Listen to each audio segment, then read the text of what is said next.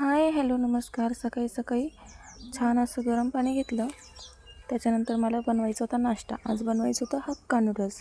त्यासाठी असे व्हेजिटेबल चिरून घेतले होते थोडेच, कारण व्हेजिटेबल आम्हाला जास्त आवडत नाही. हक्का नूडल्सचं पॉकेट होतं ते मस्त फोडलं. त्याच्यात 2-3 पुड्या निघाल्या, एक चिली सॉस, रेड सॉस आणि मसाला पुडी. नूडल्स शिजून घ्यायचे होते. आधी मीठ तेल टाकून पाण्यात शिजून घेतले. त्याच्यानंतर व्हेजिटेबल हे मस्त कढईत परतून घ्यायचे होते. आधी जिरी मोहरी टाकली, तडतडून दिली, लसणाची पाकळ्या खोडून टाकल्या होत्या, त्या छान परतून दिल्या. त्याच्यानंतर कांदा परतून दिला. त्याच्यानंतर थोडासा कोबी परतून दिला, टॅमॅटो परतून दिला.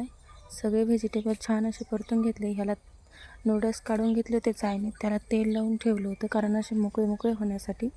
आणि ते मसाले सॉस वगैरे टाकून छान असं परतून घेतलं. खायला खूप टेस्टी झालं. ते तुम्ही पण एकदा करून बघा. Bye bye.